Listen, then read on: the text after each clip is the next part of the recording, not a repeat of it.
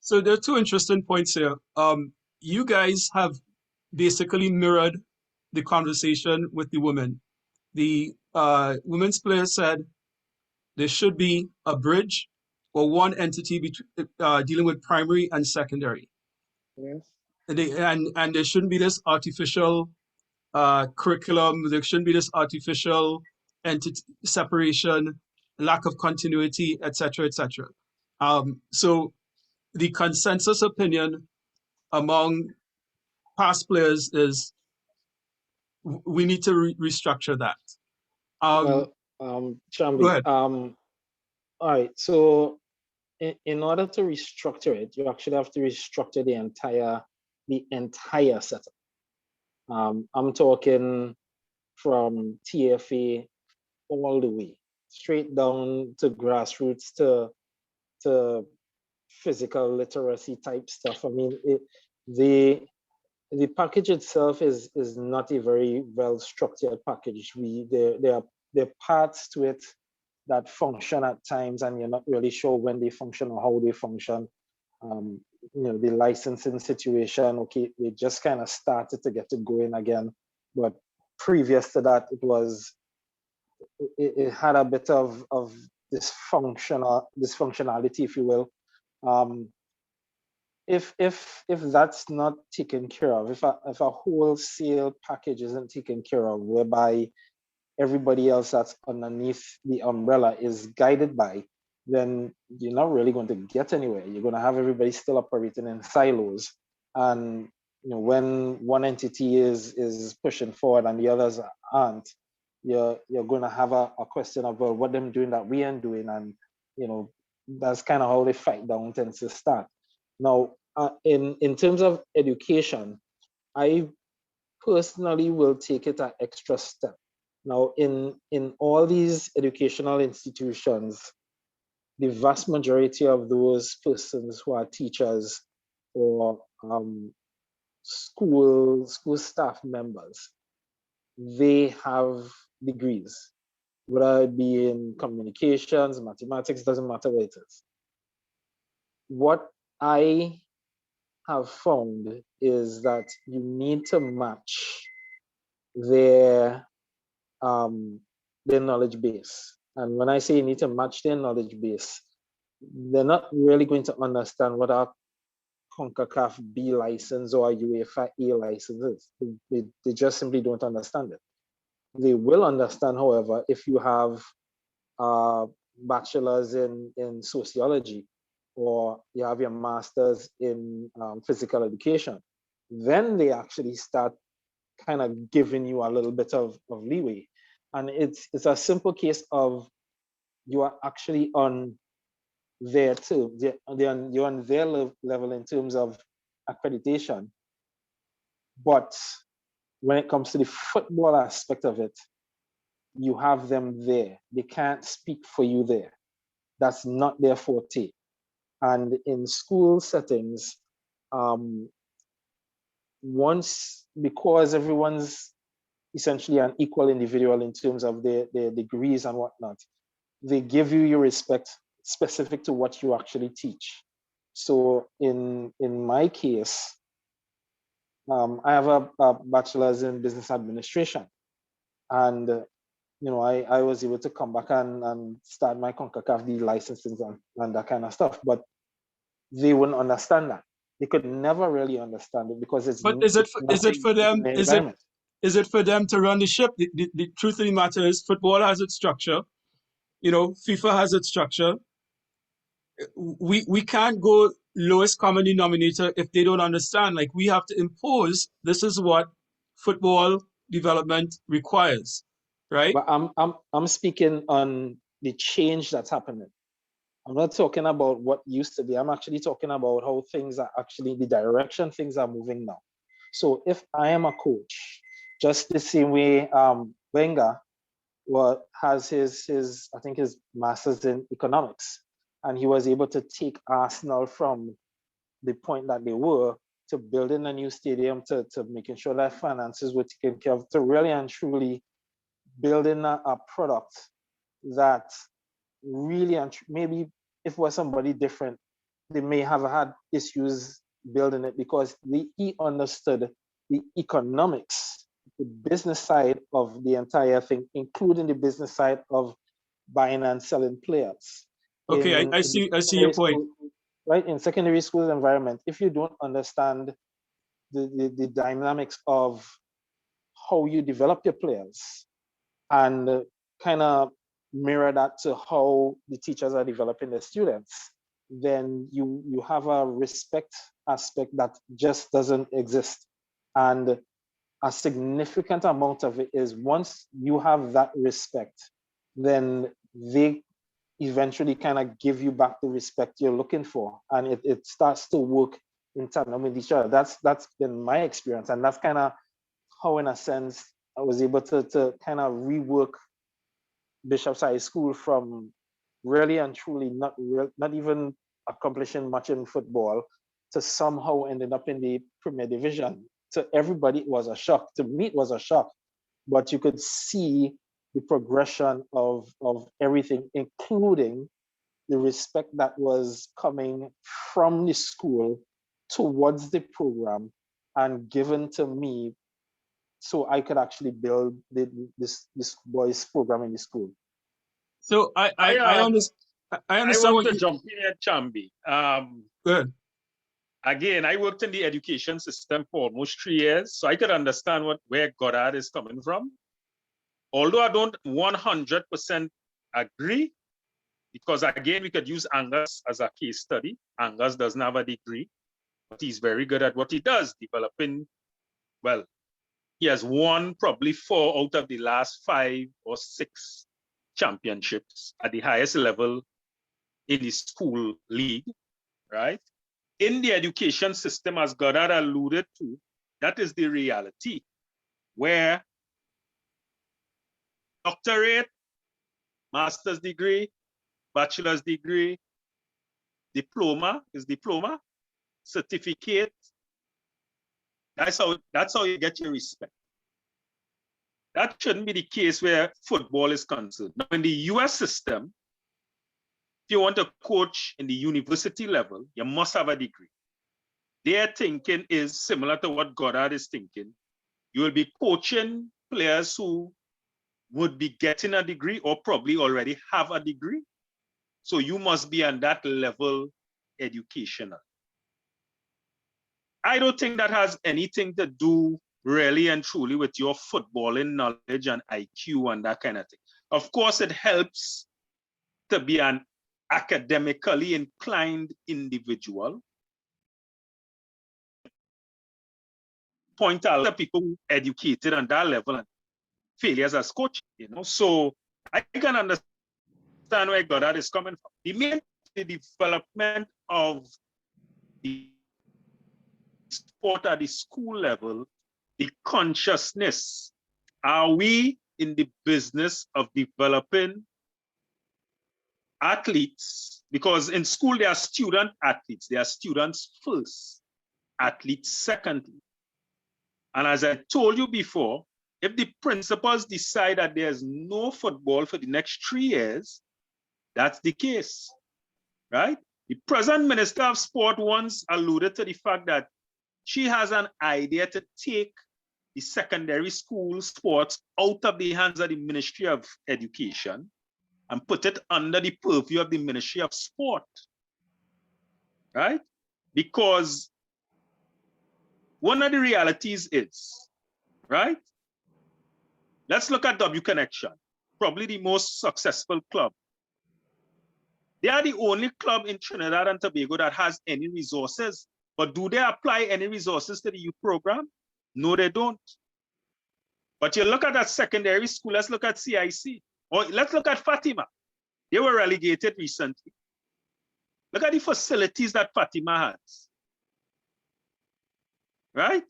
Look at CIC, big field, gym, access to a swimming pool, all these facilities. Which club in Trinidad has that? So how can we develop players through the club system? It just doesn't make sense. Our system calls for development through the schools.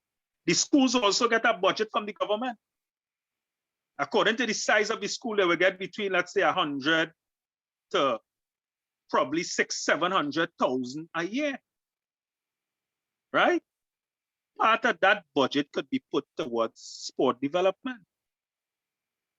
So let me jump in here. Yeah. To build on what Richard said, I see this as a cultural a cultural issue in terms of football. And what I mean by that is this. You know, my area of expertise is South America, primarily South and Central and Mexico. And the coaches are called profe for a reason. They don't have a degree necessarily, some of them do, but they are understood to be authorities on football, right? Right. So I've seen the players, so I'll just account it for it like this. 6 o'clock in the morning, the players get on the team bus. They leave their residence, they get on the bus, they have to be at the stadium. Then we travel about 30 minutes to get to the training facility. They get to the training facility, training doesn't start till like maybe about 9, but they're there early. There's a lot of camaraderie, there's camaraderie, there's interaction, etc. Profe this, profe that, profe all the way through. They have the respect. They're understood to be in a learning and education environment because for them, they're learning how to become possibly professional footballers. That's why they're there, right? They're also getting a parallel education that meets the minimum secondary education standards in the event they don't become professional footballers. So they're meeting that goal. We have the converse challenge, right? We're getting a professional education as far as graduating, moving on in life, maybe. And if you happen to have the skill sets that possibly point you in the direction of professional football, then you get to go that route.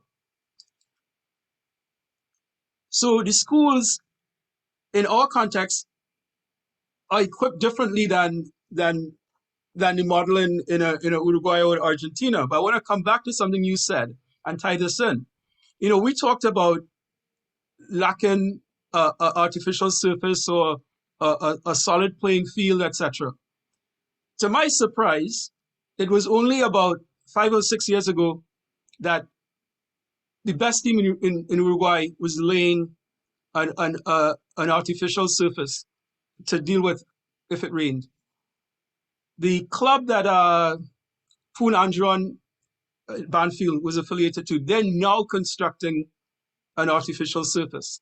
So what I'm saying is the infrastructure can't be exclusively the obstacle, right? Because the training, the good coaching that you guys are talking about is the fundamental. And here's one thing that I want to get into. I think some of you have done licensing under TTFA, right? What was the longest coaching course that you did? A 2-week course. Right. Yeah. Precisely. The B license in Mexico is 5 months. The A license is longer, right? I think the B license that I did was pushing some months as well.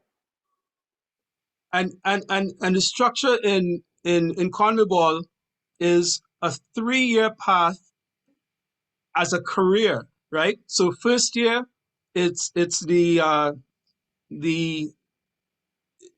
a combination of the C and the B, then the A and then the pro over 3 years, but it's a building block, but it's part of the equivalent of if you were going to school for 3 years, right? So my point is that we're kind of kidding ourselves if we feel that by branding coaches with X license, B license, Z license, whatever, without really treating with it And given the prestige, which is what Richard is talking about in the context of coaching is a legitimate profession with to be treated and given that respect regardless of if you have the physical education credential. From my personal experience, I know that there's some countries, like in Brazil, if you have a physical education credential, it allows you to skip part of the progress. But they build that in because they know that you've done some of the building blocks. But at the same time, if you're doing the course in Argentina, they're going to still go over some things like biomechanics or whatever it is, psychology. They assume you know nothing. So what I'm saying is you guys have been pointing again to the same point that the women made about improving the quality of coaching in the schools, demanding that the coaching has a particular level of exigency or demand because you want that to be shown in the players. But let me jump in here, Chambi. Yeah. You cannot, and you're correct, right? Although I don't think that you need 3 years of training. No, but the 3 years take you to the pro license. That's like all the way to the pro license. Right. I'm not saying 2 years before you start. No. Right. But the system in the colleges league is $60 TT is the highest rung of payment. So you start at 40, 50, and you go to 60. That's the highest rung of payment. You're only allowed to get 3 hours of that 60. So that's 180 a session, right?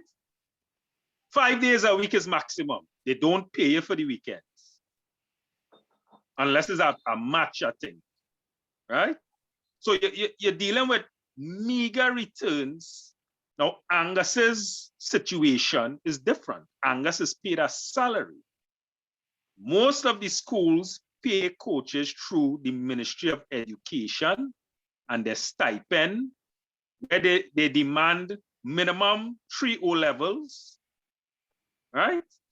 And they pay you accordingly to your coaching license. Okay?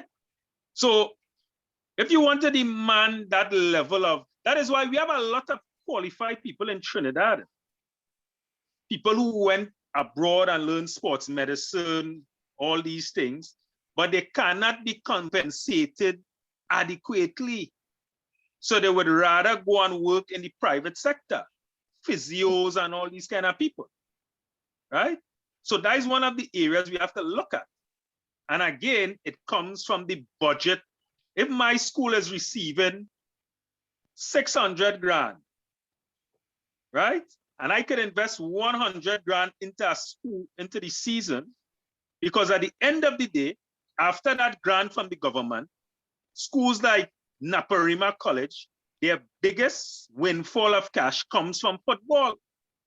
And I've spoken about the 70s and 80s and even in the 90s, where these schools would be raking in hundreds of thousands of dollars by the gate per season, and they're not reinvesting it into the school football program. They're taking it and building all kind of stuff, chemistry lab and all that kind of thing. Yeah, because they don't have an incentive to do that.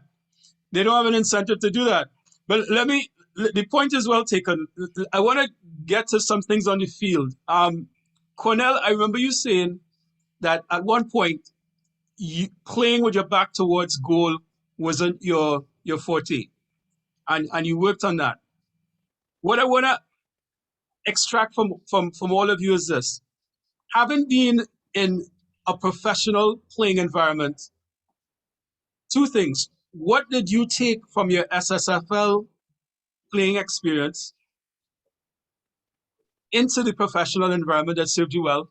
And also, looking back now and seeing what's on display in the SSFL, what areas in terms of play need improvement? In a prior discussion during the series, one of the things that came up was, for example, defensive heading. but I don't want to, channel you guys into an answer. So, for example, Cornell, what, when you look at people playing in your position, what's lacking? As I said, I think getting behind the defense, in order to score goals, we need to get behind the defenses more. I think, as I said earlier, Arthur Jack Brown taught me how to run up the ball and how to utilize my speed as a player. And as a striker, we all have strengths and weaknesses, and you need to be able to capitalize on your strengths, and work on your weaknesses, and as you alluded to earlier, when I entered the MLS, playing with my back to goal was definitely my weakness.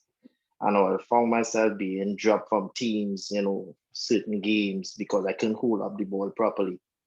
And I couldn't understand why, because, I always thought, I was selected for my speed and my dribbling and all of that.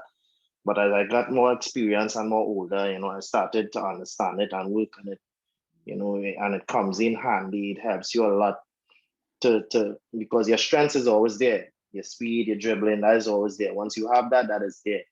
But working on and trying to get a complete game as a player, there's no complete player, but to be able to do a little of everything. Don't start our debate here now. You don't sound convinced. I don't think there's. But he wasn't a defender. No he complete could not defend. Yeah, he could defend, Travis. Okay, but yeah. To be able to do a little bit of everything as a player goes a long way. But as you mentioned, the question was what is lacking. I think especially the last game I watched against Puerto Rico, I think our movement of the ball up front, especially when Levi had the ball, everyone just stood up and watched him, and there was a lot of room. Even though it was a small field, we could have made that run behind the defense and draw some attention away from him, but again, every player is different, and every player has their strengths and weaknesses and stuff they need to work on. So when you were coaching under 16 at NAPS, what were you seeing in the opposition? What generally? I was at Club Sando. Okay. Yeah. What were you seeing in terms of the opponents and their roles and how they were handling? What was missing? What was missing is basically there's only one team that I played against, and like they try to play structured football where you can see they're teaching the players the proper way to play, which was double connection. All the other teams was give it to the fastest player or the strongest player, or hit it down the road, and that kind of thing. And you're not seeing any structured football. Well, we at NAPS, we are trying to put the ball down and pass the ball around, and trying to teach you guys the proper way to play, positioning, proper technique, and all of that. You just haven't, and then you have to come and play against guys that are bigger, stronger, faster than you, and they're just dumping it down the road. And as a coach, it's easy to adjust to that kind of playing style. And it's hurtful and detrimental to the young players' career. Because as I said earlier, these bad habits, is really difficult to get rid of. It's hard for a coach to have to rework a player and get rid of all these bad habits when they go back to the college league or whatever club or whatever they have to do, coach they go to. So I see a lot more bad in playing in the youth pro league, in the teams in the youth pro league than good. There's a couple of teams. Police is one other team because they had a few of the national team players that actually tried to play some good football. Besides that, I saw a lot more bad in the coaching style and the playing style than good. And Yohance, what about from the defensive side of things? What do you think? When you take your Oh, experiences. besides that, sorry Go to ahead. pop in again. Again, that's another problem we have with the Youth Pro League is teams that's hiring clubs to play for them. They have no youth program whatsoever. So they will hire a club, pay a club to represent them in the Youth Pro League, which is absolutely bollocks, because there's no transition from youth football to pro league, and there's no development. It's all about trying to come out and win games, and it's absolutely bollocks. Well, that's because there's no rule to preclude that. But I take your point. It's definitely an issue. So you were gonna make a comment about your experiences, comparing them to building on what Cornell said about his professional learning Yeah, curve. I completely agree. I think we are way behind.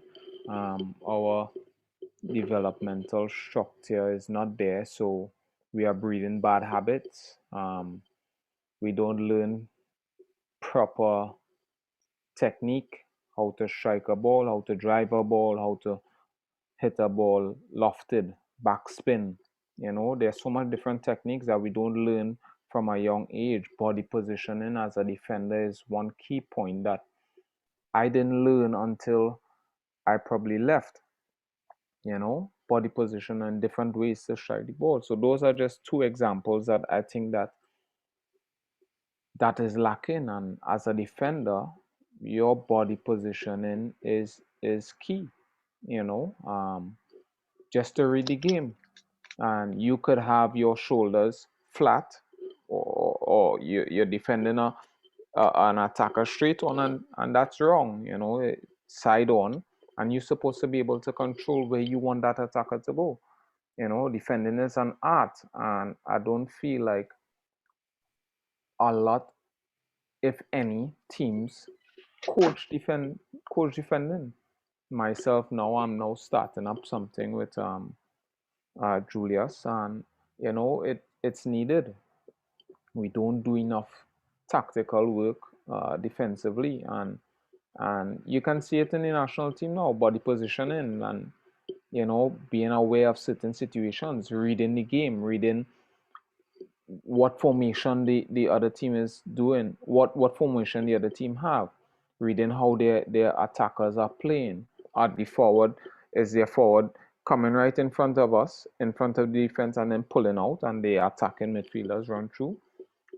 Learning, to read different things. So we are definitely lacking a lot of defensive tactics, body position, and it's something that we need to learn, and it's something that we need to ingrain in our players at a younger age, because our players will be left behind. And as Cornell said, for a player to go into a new system where you think you're going to have a complete player, to rewire that player now to train that system, coaches don't want that. They will get rid of you, and they will bring in somebody that could do it. So we are setting our players up for failure, but we need to start that structure from earlier. So that reminds me of something, and I'll start it with Richard, because what they both have mentioned also mirrors a previous conversation in which it was suggested that maybe the SSFL needs a technical department. And so I want you to respond to that, but I also want to say what has been mentioned also points to player evaluation.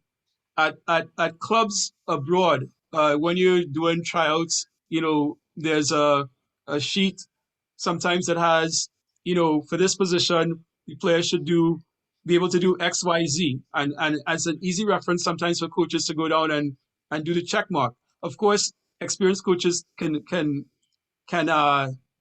they have it here.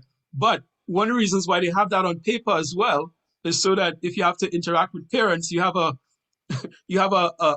reference to say, hey, this is the reason why your son or daughter, is not ready or is ready. So what I'm asking is, does the SSFL need a technical department, and how is player evaluation documented? Because I recall, and maybe it's unfair to mention Rashford, but when Marcus Rashford was at 7, they had already determined that he was going to be exceptional. And they had already started gauging, so that by the time he was 11, they had measurement, a word that you mentioned, Travis. So if we don't document evaluation and we don't have a technical department, what's the way forward? But assume that the question is, do you need a technical department specifically in the SSFL? Okay, I don't want to say specifically in the SSFL. I know that they've been trying to rewire a fair amount of how they do development through SSFL. What's the whole issue with the measurements and whatnot? You actually need people who understand what they're doing before you implement that. It's a very tedious, time-consuming, data-driven type setup that if the person doing it really doesn't understand it, you'll be all over the place within days. Yeah, but Travis just said that we have talented people who the only reason why they're not in the field is because there's no money. But if it's commercialized, if you incentivize them to be involved, then you could get your measurement, you could get your data, you could get. I mean, just at UE, you have people who in their part time could help, because you imagine you're measuring them psychologically, physiologically, right?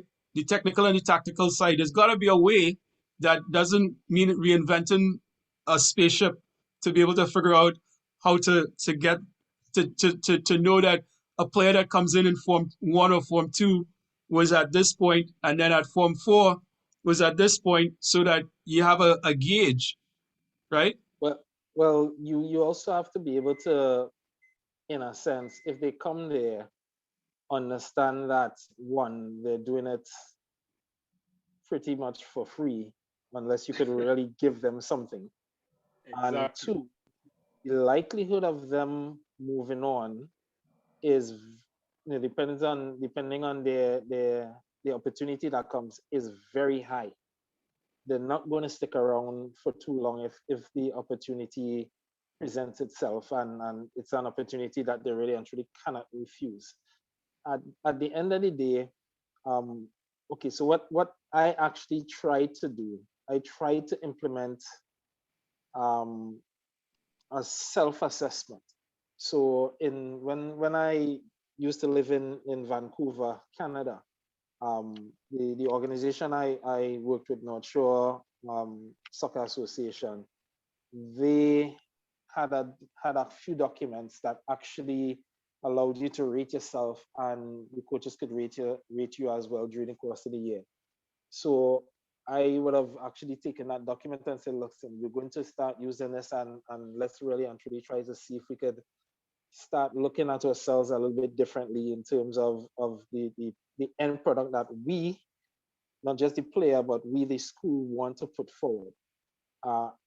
And this was actually included in the Tobago Football Association's kind of youth, I don't want to call it elite, high performance development program. Mind you, that didn't last, but it at the end of the day, it gave a bit of incentive for the person who was actually doing the assessment to, one, be as truthful to themselves as possible, and 2, to make sure they hold themselves accountable for everything that they did. And it really and truly brought something a little different in terms of them understanding what the professional environment actually would be like. Now in secondary schools, again, outside of some schools, as Travis and everyone else would have said, there are only some schools that really and truly try to emulate that kind of environment. And it's a difficult one and it's a costly one. I would know because I myself was trying to to help set up gym facilities and bring certain people in. And those numbers started to go up and up and up. And I know I was well past 200,000, 300,000. And it really and truly was a very tedious ask. It's not that it's not doable, but there needs to be a significant effort by multiple people to ensure that it happens. And in a lot of these environments, you will not get multiple people to assist you with much of anything. You may get the school teacher, you may get the odd parent or two or three, and some of the students, but really and truly you're fighting definitely up a hill. And it's like I said, it's not that it's not doable, but it's a very steep hill to climb, and it does take a fair amount of time. It took, from my return into Bishops, it took 7 years for the school to actually kind of realize what it had accomplished by entering by finding itself into the Premier Division. And it still didn't hit the vast majority of persons who went to the school, because it simply wasn't something that was embedded in them or part of their system growing up. Football was simply not a very prominent winning program during that time. But from I think it was 2015 to 2019, the school won a boys title every year, up until COVID came around and kind of put things on a pause. So there are lots of different aspects to ensuring these things actually work out. In many school terms, it's a real issue of your personnel that you could actually have to help you to ensure these things happen. It is not an easy ask. I know that firsthand.